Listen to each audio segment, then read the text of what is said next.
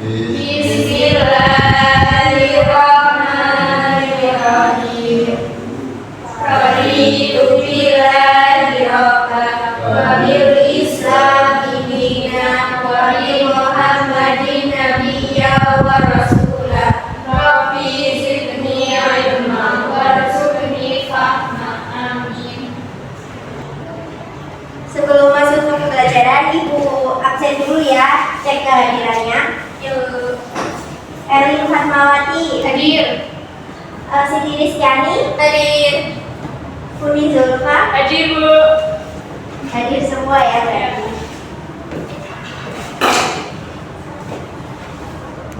Bagaimana kabar anak-anak sekalian?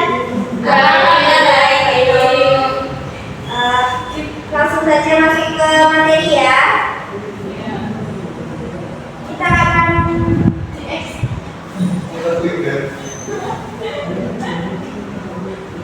membahas materi tentang anak-anak yang mengubah dunia. Untuk poin yang pertama itu ada informasi. Bagaimana sih cara menemukan informasi yang penting dalam bacaan? Ada yang tahu? Belum. Cara menemukan informasi yang penting dalam bacaan dan gambar, kita dapat mengamati gambarnya atau baca bacaannya ya. Selain itu, menganalisis informasi terdapat dalam bacaan dan gambar serta menghubungkannya dengan pengetahuan yang dimiliki sebelumnya. Selanjutnya, ada beberapa langkah untuk menemukan informasi penting dalam bacaan. Yang pertama yaitu membaca judul. Jadi setiap bacaan pastikan memiliki judul ya. Judul bacaan mampu mencerminkan bacaan. Nah, judul ini berfungsi sebagai kepala karangan yang mewakili isi bacaan. Nah, yang kedua ada menemukan kata kunci bacaan.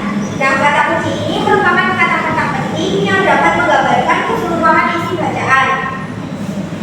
Kata kunci disebut juga keyword. Biasanya kata kunci ini sering diulang penggunaannya dalam bacaan.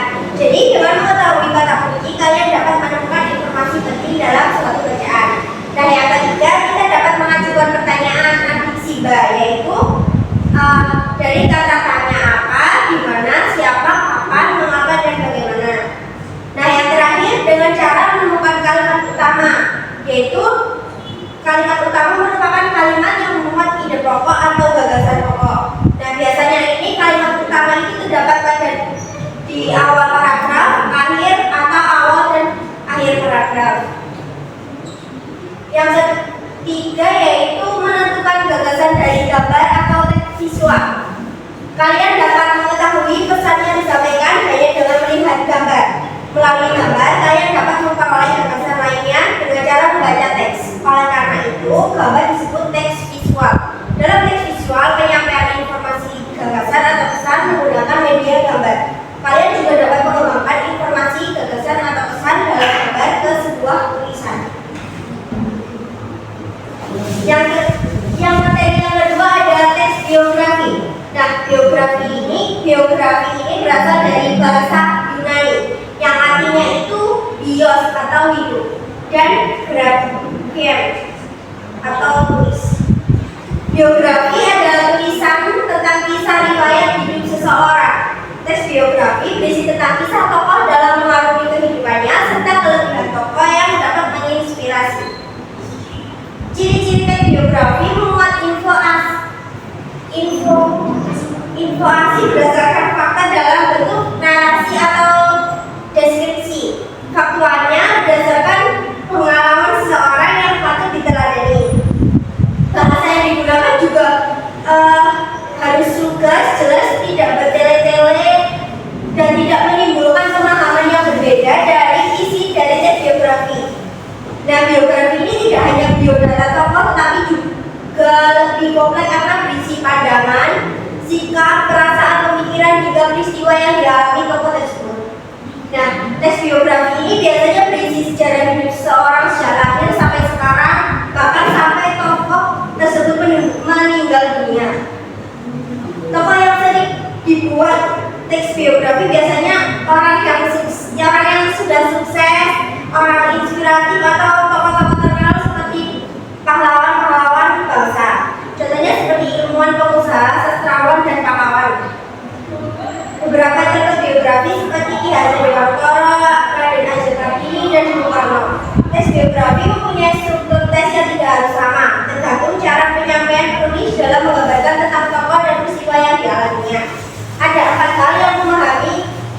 biografi, yaitu judul, hal menarik dalam kehidupan tokoh, serta hal yang dapat diteladani dari kehidupan tokoh. Nah, ini ada salah satu contoh teks biografi. Apakah bisa dilihat? Bisa. Ini salah satu biografi dari Muhammad Hatta yang lahir pada tanggal 12 Agustus 1902 di. Selanjutnya kita masuk ke blog, materi blog. Blog merupakan catatan harian pribadi yang diunggah ke laman daring. Blog biasanya bersifat kronologis, artinya tulisannya itu diurutkan sesuai dengan tanggal kejadian. Pengertian blog adalah web blog yang berarti website untuk menyimpan catatan yang dikelola oleh satu atau beberapa blogger. Nah, blogger ini adalah orang yang membuat atau mengelola dan membagikan pandangan kepada audiens untuk tujuan pribadi maupun bisnis. Sedangkan blogging adalah aktivitas untuk mengelola blog seperti menulis, menambahkan elemen lainnya, misal video atau konten blog.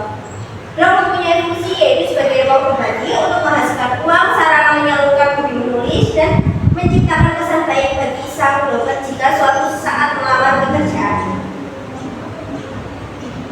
Selanjutnya ada jenis-jenis blog. Yang pertama ada blog pribadi, yaitu blog yang berfokus pada sang blogger sendiri. Biasanya blog pribadi ini dijadikan jurnal atau dokumenter tentang hidupnya, bisa berupa minat atau hobi. Yang kedua ada blog niche, adalah blog yang berkaitan dengan minat, keterampilan, dan pengetahuan sang blogger. Yang ketiga ada blog multimedia, yaitu blog yang diutamakan bukan tulisan tapi jenis multimedia seperti video atau podcast. Iya,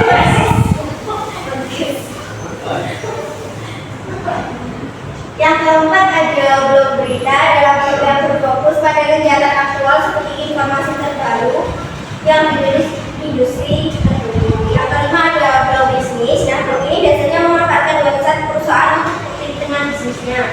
Yang keenam ada blog afiliasi, adalah blog yang fokusnya mempromosikan produk dan layanan pihak ketiga melalui platform online. Nah, ini ada contoh blog, bisa terlihat anak-anak? Nah, yang di sebelah kiri, yang di sebelah kiri ada blog tentang apa ya ini? Ini termasuk blog apa ya yang di sebelah kiri? Menurut blog yang ini, ada yang tahu?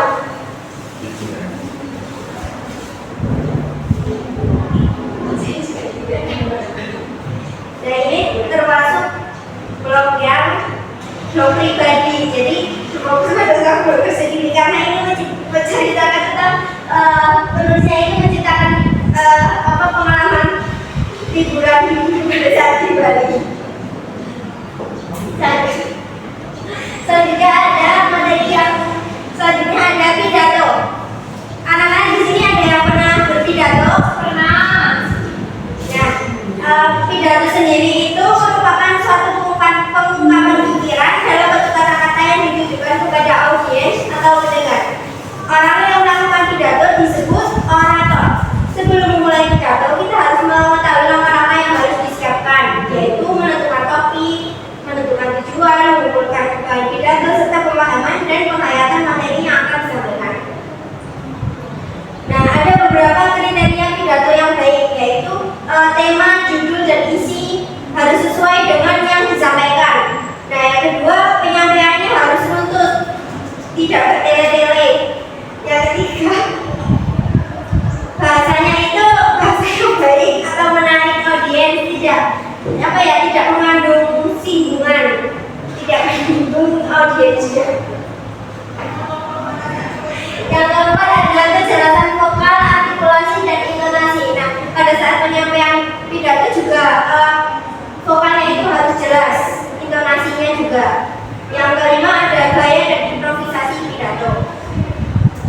Selanjutnya ada struktur pidato. Nah, struktur pidato yang pertama ada salam pembuka, berisi kalimat sapaan selamat pagi, selamat siang, dan selamat malam atau selamat lainnya.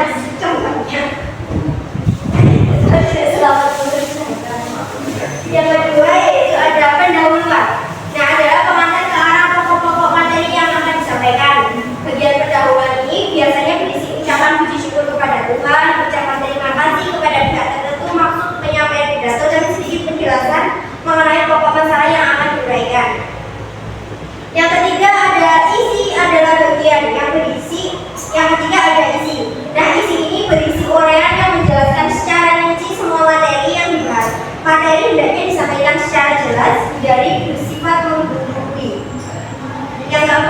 penutup. Nah, penutup ini berisi simpulan topik yang dibicarakan sebelumnya, ditambah penjelasan dan anjuran. Pidato ditutup dengan kesan yang baik dan ucapan terima kasih. Yang terakhir ada salam penutup. Nah, ini contoh contoh naskah pidato ya anak-anak. Nah, yang berada di atas ini merupakan salam pembuka, yaitu yang saya hormati Bapak Kepala Sekolah dan Bapak Ibu Guru bla bla bla sampai yang dapat terkumpul di sini. Nah, ini termasuk ke dalam salam pembuka. Nah, kalau yang hari ini 10 November 2019 kembali kita memperingati Hari Pahlawan, ini termasuk ke pendahuluan ya anak-anak. Nah, yang ketiga, hadirin sekalian, kita memang tidak sedang berperang seperti Bung Tombak ini sampai ke Indonesia ini termasuk inti ya anak-anak ya, bisa dipahami? Nah, untuk yang bawah ini yang berwarna biru ini termasuk penutup. Nah, untuk salam penutupnya ini mohon maaf jika ada kesalahan. Nah, ini termasuk salam penutup. Nah, ini materi yang terakhir ada poster. Siapa yang di sini yang sudah pernah membuat poster? Nah, pengertian poster sendiri yaitu poster atau gambar, disebut juga teks visual. Nah, poster ini merupakan plakat yang dipasang di tempat umum yang berisi informasi penting bagi banyak orang. Nah, poster memuat pesan untuk membaca. Nah, cara-cara untuk membuat poster yaitu yang pertama dan paling utama itu menemukan topik atau ide pembuatan poster. Misalnya poster tentang hemat energi atau poster yang lingkungan atau kebersihan lingkungan dan lain-lain. Nah, yang kedua menyusun beberapa kalimat singkat berdasarkan ide yang dipilih. Nah, untuk poster ini sendiri kalimatnya itu tidak boleh sampai satu paragraf ya, paling hanya satu kalimat atau dua kalimat saja. Nah, ini yang ketiga kalimat poster harus singkat dan mudah dipahami orang lain. Yang keempat, menyertakan gambar. Jadi poster ini tidak hanya tulisan saja, tapi harus ada gambarnya. Yang selanjutnya ada unsur-unsur dalam poster. Yang pertama ada kalimat, yaitu menggunakan kalimat singkat dan menarik.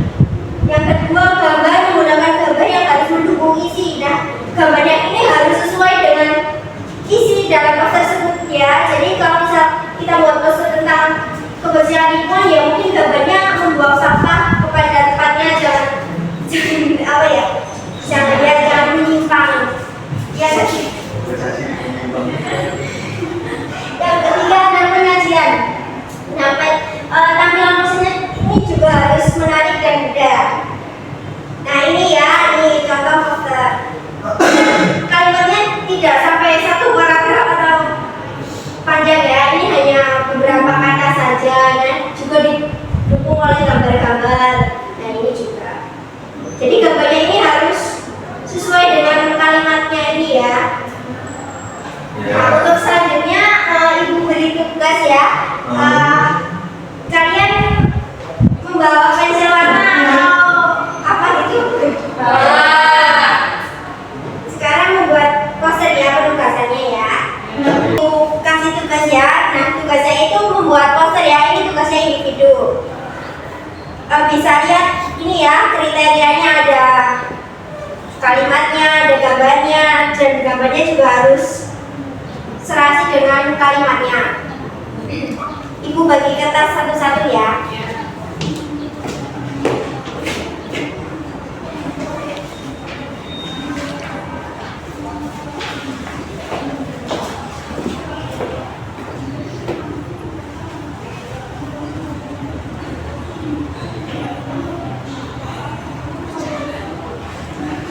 Dikerjakan ya.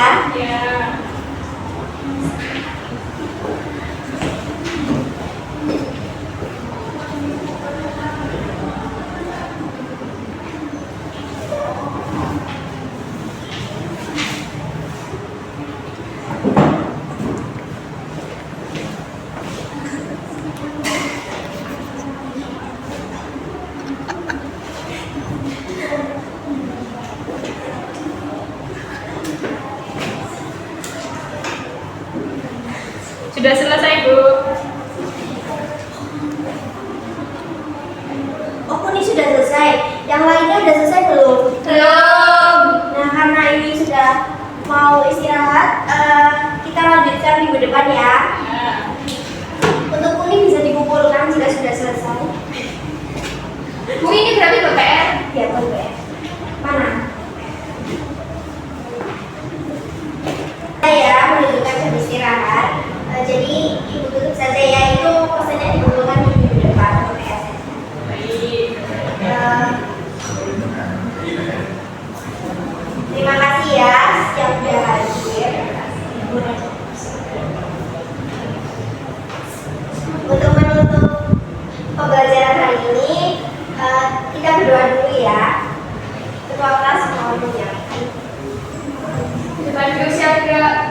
mulai. Bismillahirrahmanirrahim.